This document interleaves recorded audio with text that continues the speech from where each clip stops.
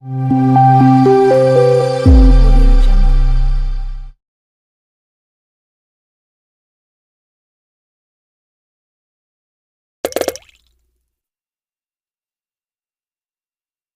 ছোট গ্রামে করিম চাচা তার মেয়ে মরিয়মের সাথে থাকেন।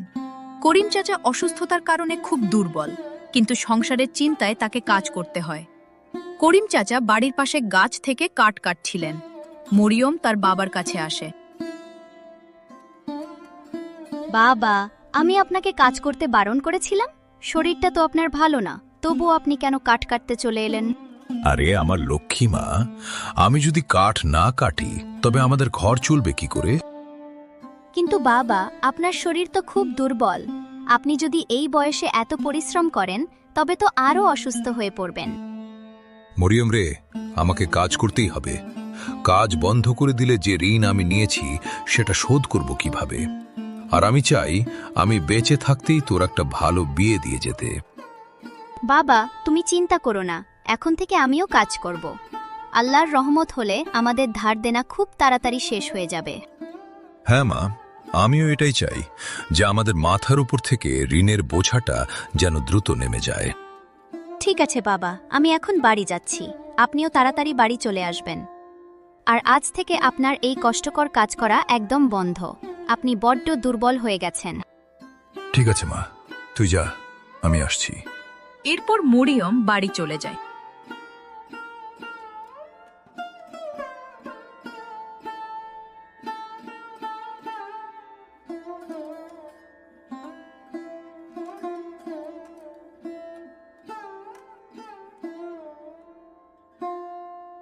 মারিয়ম বাড়িতে পৌঁছে কাঠের চৌকিতে বসে ভাবতে থাকে কিভাবে তার বাবাকে সাহায্য করা যায়। বাবা দিন দিন খুব অসুস্থ হয়ে পড়ছেন। কেননা একটা কাজ করা যাক। আমাদের বাড়ির সামনে তো সবজির চাষ করাই আছে। আমি যদি ওই চাষে একটু বেশি খাটুনি দিই তবে সবজি বিক্রি করেও তো আমাদের সংসার চলতে পারে। আর কপাল ভালো হলে ঋণটাও শোধ হবে। বাবা বাড়ি ফিরলে আমি ওনার সাথে কথা বলবো।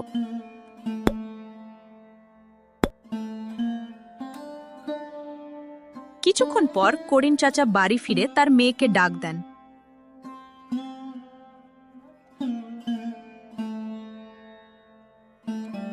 মা মরিয়ম, তুই কোথায় মা? আমি বাড়ি চলে এসেছি।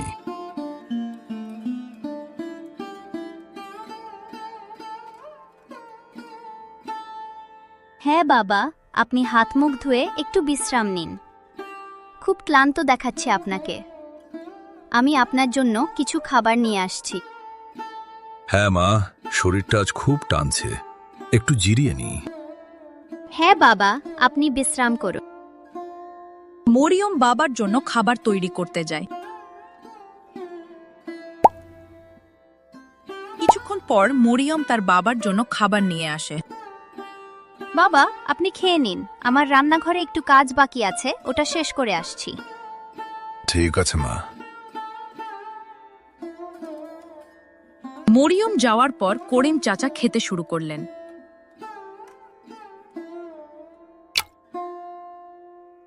কিছুক্ষণ পর কাজ শেষ করে মরিয়ম তার বাবার পাশে এসে বসে বললেন, বাবা, আপনার সাথে একটা জরুরি কথা ছিল। হ্যাঁ মা, বল কি কথা? বাবা, এখন তো আপনার বয়স হয়েছে।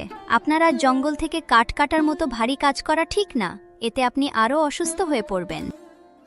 কিন্তু মা, আমি তো কাঠ কাটা ছাড়া অন্য কোনো কাজ জানি না। এই কাজ না করলে আমাদের পেট চলবে কি করে? আর মহাজনের ঋণের চিন্তা তো আছেই। বাবা, আমি আপনার কথা বুঝতে পারছি, কিন্তু আপনি যদি রাজি হন, আমার কাছে একটা ভালো বুদ্ধি আছে। আরে মা, তুই যখন ভেবেছিস তখন নিশ্চয়ই ভালো কিছুই হবে। এতে রাজি না হওয়ার কিছু নেই। বলো তো, তোর মাথায় কি বুদ্ধি এসেছে? বাবা, আপনি কষ্ট করে জঙ্গলে কাঠ কাটতে যান, তার চেয়ে ভালো আমাদের যেটুকু সবজি ক্ষেত আছে সেখানেই আমরা দুজন মিলে মন দিয়ে কাজ করি। আপনি পরে সেগুলো বাজারে নিয়ে গিয়ে বিক্রি করবেন। এতে আপনার শরীরও একটু আরাম পাবে আর আমাদের সংসারও চলবে। মা, তোর বুদ্ধি তো খুব চমৎকার, কিন্তু আমাদের যে ঋণের বোঝা সেটা কি শুধু সবজি বিক্রি করে শোধ করা যাবে?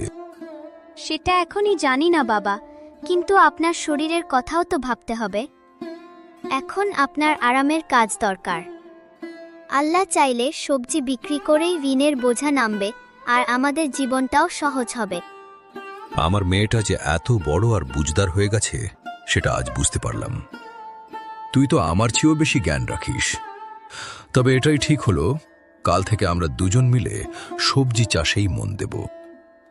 হ্যাঁ বাবা, আমরা কাল থেকেই কাজে লেগে পড়ব।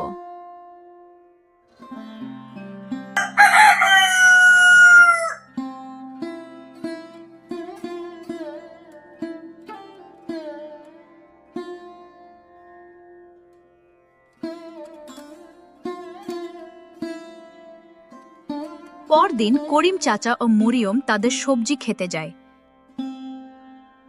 বাবা, আমাদের এই জমিটা কত উর্বর। আমরা এখানেই নতুন সবজির বীজ লাগাবো আর ভালো করে যত্ন করব। সবজি বড় হলে আপনি বাজারে নিয়ে বিক্রি করবেন। এখন আর আপনার শরীরে কাঠ কাটার জোর নেই। হ্যাঁ মা, একদম ঠিক কথা বলেছিস। এটাই আমাদের সংসার চালানোর সঠিক পথ। শুধু শুধু শরীরের ওপর আর কষ্ট দেব না। হ্যাঁ বাবা, আমরা যদি এই কাজটা মন দিয়ে করি তবে আল্লাহর দয়ায় ঋণের বোঝা নেমে যাবে। ঠিক বলেছিস।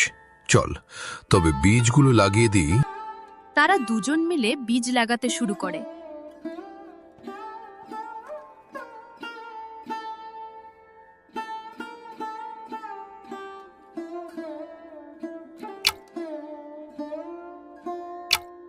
করিম চাচা আর তার মেয়ে মরিয়ম কাজ শেষ করে বাড়ি ফিরছিল।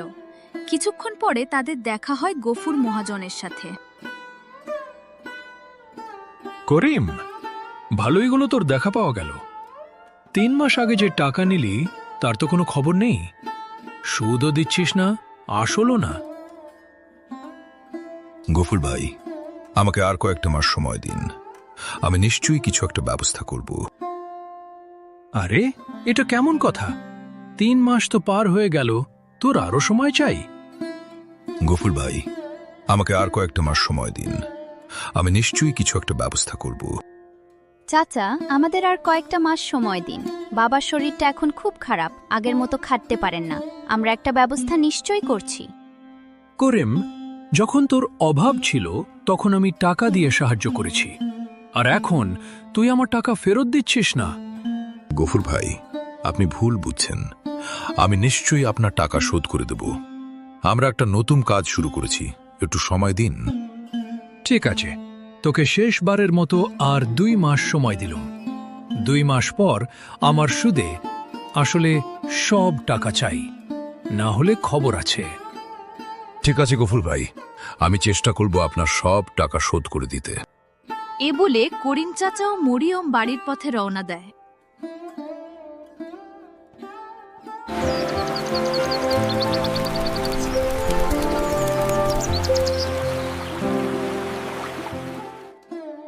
করিম চাচা ও মরিয়ম একসাথে বসে আলোচনা করতেছে। বাবা, আজ গফুর চাচা তো খুব কড়াভাবে বলে গেল যে 2 মাসের মধ্যে টাকা চাই। এত কম সময়ে আমরা অত টাকা কোথায় পাবো? মারে, চিন্তা করিস না। 2 মাস অনেক সময়, কিছু একটা নিশ্চয়ই হবে। তবুও বাবা, যেভাবে কথাগুলো বললেন, যদি টাকা দিতে না পারি তবে কি হবে? আরে, আমার সাহসী মেয়েটা আজ এত ভয় পাচ্ছে কেন? তুই তো বলেছিলি যে মন দিয়ে সবজি চাষ করলে ঋণের বোঝা নেমে যাবে। হ্যাঁ বাবা, সেটা তো ঠিকই, কিন্তু ওনার কথাগুলো শুনে আমার একটু ভয় লাগছে আর খুব খারাপও লাগছে। চিন্তা করিস না মা, আল্লাহ সব ঠিক করে দেবে। আমরা যে বীজ বুনেছি সেগুলোতে রোজ জল দিতে হবে। সবজি বড় হলেই বাজারে নিয়ে যাব। হ্যাঁ বাবা, আপনি ঠিক বলেছেন। এখন শুধু কাজে মন দিতে হবে।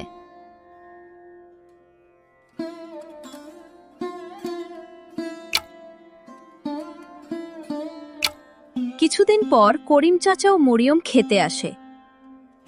বাবা, আমাদের পরিশ্রম সার্থক হয়েছে। দেখো কত সুন্দর আর টাটকা সবজি হয়েছে। এখন আপনি এগুলো বাজারে নিতে পারবেন। মারে, এসবই তোর জন্য সম্ভব হয়েছে। না বাবা, এটা আমাদের দুজনের পরিশ্রমের ফল। চলো বাবা, সবজিগুলো তুলে ফেলি।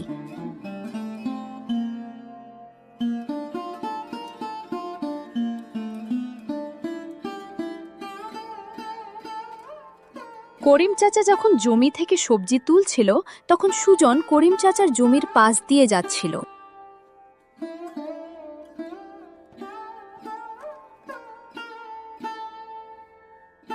আরে করিম চাচা, কেমন আছেন? আরে সুজন বাবা, কোথায় যাচ্ছ? এই তো চাচা, বাড়িতে সবজি নেই তাই বাজার থেকে কিনতে যাচ্ছিলাম। হঠাৎ আপনাকে দেখে দাঁড়ালাম। চাচা, আপনি না জঙ্গলে কাঠ কাটতেন, হঠাৎ সবজি খেতে কেন? কি বলবো বাবা, শরীর আর সয় না, তাই মরিয়ম মা বলল সবজি চাষ করতে, এতে পরিশ্রম কম, শরীরও একটু আরাম পাবে। মরিয়ম তো একদম ঠিক কথাই বলেছে চাচা। এখন থেকে আপনার শরীরের দিকে খেয়াল রাখতে হবে।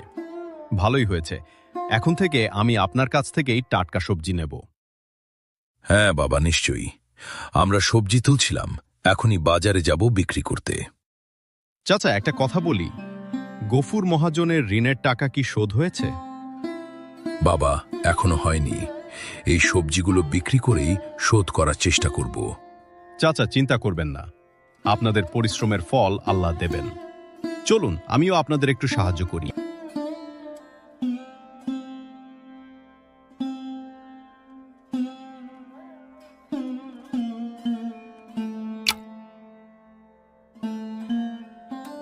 করিম চাচা বাজারে সবজি বিক্রি করে বাড়ি ফিরছেন। পথে গফুর মহাজনের সাথে দেখা। গফুর খুব রাগে আছেন। করিম, 2 মাস তো শেষ, আমার টাকা কোথায়? গফুর ভাই, আমি আপনার কাছেই যাচ্ছিলাম। আসলে টাকাটা এখনো পুরোপুরি জোগাড় হয়নি, আর মাত্র 2 সপ্তাহ সময় দিন। 2 সপ্তাহ? 2 মাস সময় দিয়েছিলাম, তখন কাজ হয়নি, এখন আবার সময় চাইছিস? আজই আমার সব টাকা চাই।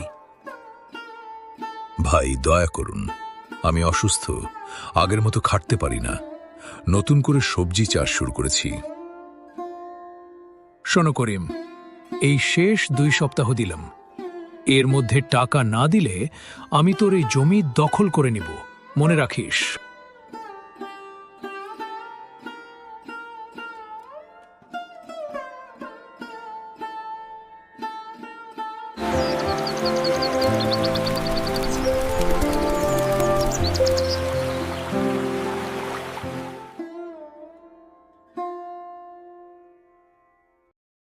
সেই দিন রাতে করিম চাচা খুব চিন্তিত হয়ে বসেছিল। তখন সেখানে মরিয়ম আসে।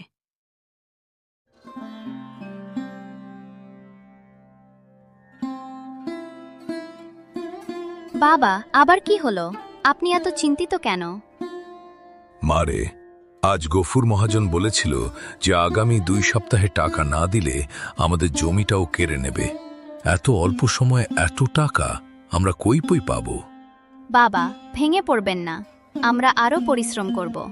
আমি আরও বেশি বীজ লাগাবো, আর আপনি আর আমি দুজন আলাদা আলাদা বাজারে গিয়ে সবজি বিক্রি করব, যাতে জলদি বিক্রি হয়। মা, তুই সাথে থাকলে আমার আর ভয় নেই।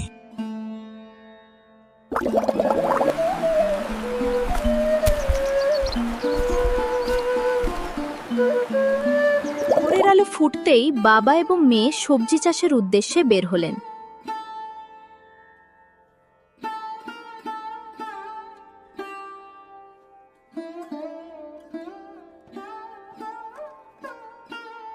খেতে পৌঁছে করিম চাচা এবং মরিয়ম দুজনেই সবজির বীজ বপন করতে শুরু করলেন।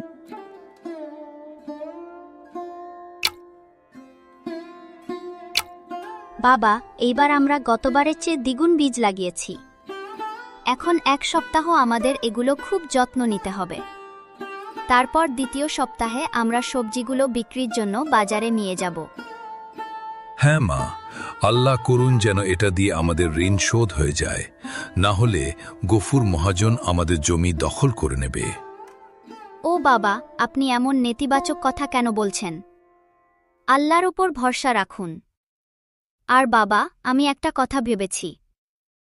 এবার আমরা বেশি বীজ লাগিয়েছি, তাই সবজি অনেক বেশি ফলবে। সেজন্য আপনি আর আমি আলাদা আলাদা জায়গায় গিয়ে সবজি বিক্রি করব। মা, ঠিক বুঝলাম না। বাবা, আমরা যদি দুজনে একই জায়গায় সবজি নিয়ে বসি, তবে আগের মতোই সেগুলো ধীরে ধীরে বিক্রি হবে। কিন্তু আমরা যদি আলাদা হয়ে দুটো ভিন্ন জায়গায় বসি তবে সবজি দ্রুত বিক্রি হবে আর আয়ও বেশি হবে। আরে বাহ মা, এটা তো খুব চমৎকার পরিকল্পনা। এতে তো আমাদের ঋণের বোঝা অবশ্যই নেমে যাবে। বাবা, একবার এই ঋণের বোঝা নেমে গেলে আমরা অল্প অল্প করে চাষাবাদ করেই সুখে জীবন কাটিয়ে দিতে পারব। ঠিক বলেছিস মা, চল এখন বাড়ি ফিরি।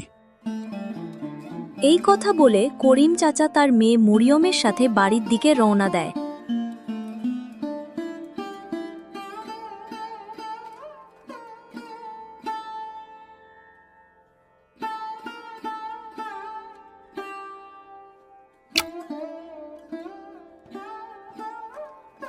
এক সপ্তাহ পর করিম চাচা ও মরিয়ম আবার ক্ষেতের দিকে রওনা হলো।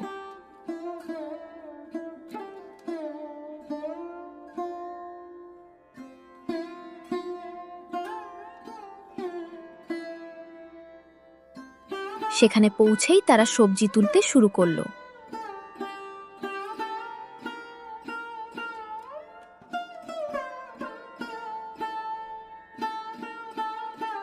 মারে, এবার তো গতবারের তুলনায় দ্বিগুণ সবজি ফলেছে। সবজি তোলা শেষ, এখন তোর কথা মতো আমাদের আলাদা আলাদা বসে এগুলো বিক্রি করতে হবে। হ্যাঁ বাবা, এই সবজি বিক্রির টাকা দিয়ে আমরা গফুর মহাজনের ঋণ শোধ করে দেব। আমার বিশ্বাস আমরা দুজনে মিলে সবজি বিক্রি করলে সুদে আসলে সব ঋণ শোধ হয়ে যাবে। এমনিতেও আমরা এই ক্ষেতে অনেক পরিশ্রম করেছি। এরপর মরিয়ম বাজারের এক পাশে এবং করিম চাচা অন্য পাশে বসে সবজি বিক্রি করতে শুরু করে।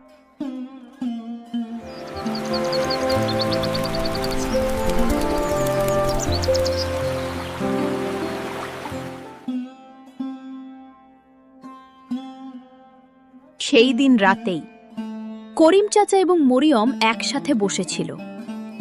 মা, আজ আমাদের পরিশ্রম সার্থক হয়েছে। আমাদের ঋণের বোঝা এবার নেমে যাবে। কাল আমরা দুজনে গিয়ে গফুর মহাজনকে সুদে আসলে সব টাকা মিটিয়ে দেব। বাবা, আমরা অনেক পরিশ্রম করেছি, আল্লাহ আমাদের নিরাশ করবেন না। এই পরিশ্রমের কারণেই আজ আমরা ঋণের জাল থেকে বেরিয়ে আসতে পারব। হ্যাঁ মা, তোর কারণেই সব সম্ভব হয়েছে, না হলে আমি তো হাল ছেড়েই দিয়েছিলাম। না বাবা, এটা আমাদের দুজনেরই পরিশ্রমের ফল। কাল ঋণ শোধ হয়ে গেলে আমাদের জীবন সহজ হবে এবং আমরা সুখে শান্তিতে থাকতে পারব। ঠিক বলেছিস মা, এখন খেয়ে নিয়ে ঘুমিয়ে পড়ি, আজ খুব ক্লান্ত লাগছে।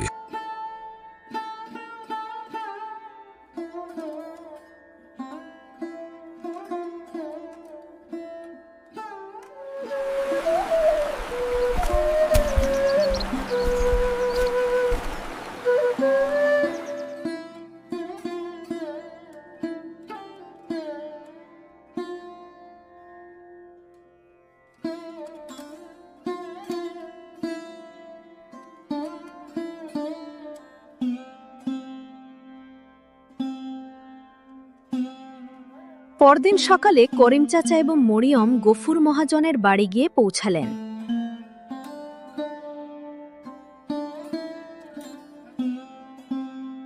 করিম চাচা মহাজনের হাতে টাকা তুলে দিলেন। এখানে সুদে আসলে সব টাকা আছে, আপনি একটু দেখে নিন। হ্যাঁ ঠিক আছে, তবে টাকা ফেরত দিতে তুই অনেক সময় লাগিয়ে দিয়েছিস। তার জন্য আমাকে মাফ করবেন।